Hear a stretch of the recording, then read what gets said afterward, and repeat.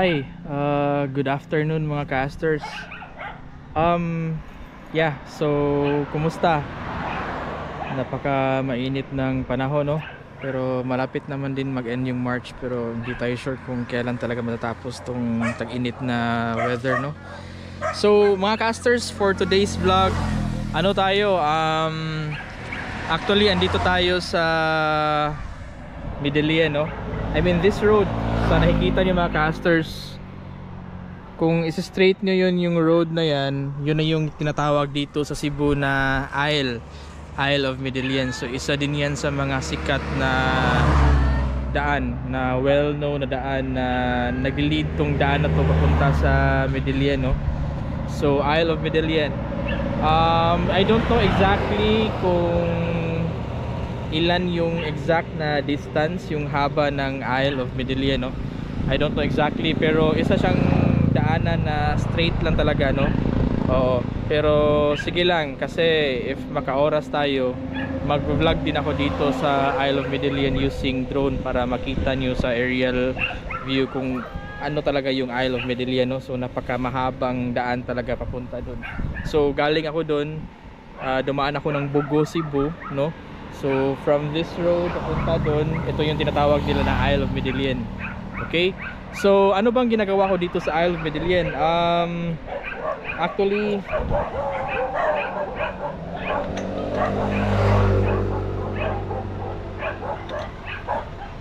Actually nag-travel lang talaga ako, no, galing sa Catmon, sa San Jose Catmon, yung kung saan tayo nagstay, kung saan tayo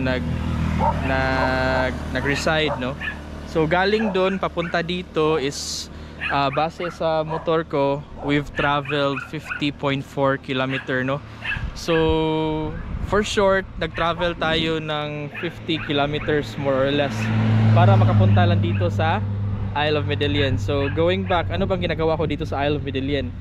Ano lang, kasi yung content ko for today is all about different views sa GoPro Hero 11 natin, no? Kasi yung GoPro Hero 11 natin, meron kasi siyang hyper view, yung super view, meron ding wide, no? So I think I'll be going to try those different kinds of view, yung tatlo na yun, okay? Para makita nyo at makompare nyo yung mga differences, and I don't know if meron pa sila mga similarities. So that is why you need to find out kung ano. So that is why need ko siya i-vlog para at least makita nyo naman yung mga differences sa view, no? So starting with wide, then jumping to super view. So mas wider siya compared sa wide. Then yung super view naman after nyan is yung hyper view. Bali yung hyper view, yun yung pinaka last mode sa view sa GoPro Hero 11, no? So yung pinakamataas talaga. So the widest of all the kinds of view, no? Oo, so yung hyper view. So I'll be making those videos today, and I've decided na dito siya dito ko sa Isle of Midelian. So unfortunately wala kayong makikitang mga cornering, wala kayong makikitang mga curves na dadaan tayo. It's all pure straight lang talaga, okay? So I'll start with wide muna, okay? So I'll go back later.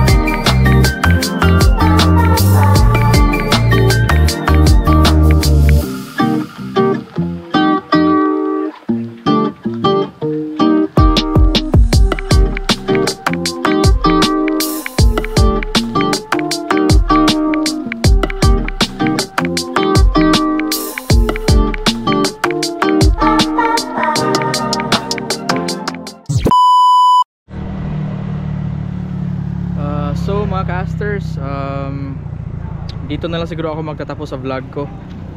Just to wrap it up, no? Ano mga casters, since yung focus natin sa today's vlog is yung mga videos, I mean yung mga yung mga views, yung views sa GoPro Hero 11 natin, di ba? So yung natapos ko is nung nailagay ko yung GoPro dito, no? So as you can see, naka-attach siya sa bar mount. So nilagay ko yung GoPro dito at saka na-test ko yung mga different 3 kinds of views, yung sa wide, yung sa hyper view and the super view, no?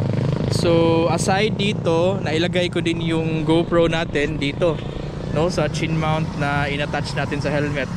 Okay, so same pa rin, na i-record ko yung super view, yung hyper view at saka yung wide dito. Okay, and lastly is yung nailagay ko yung GoPro natin dito. Okay, so may stick ako, GoPro na accessory, no, na yung haba is dito banda, dito siya. So nailagay ko yung GoPro dito na area.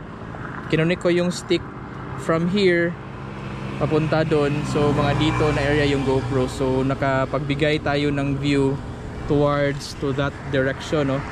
Okay, so of course same pa rin yung tatlong view, yung wide, yung super view at saka yung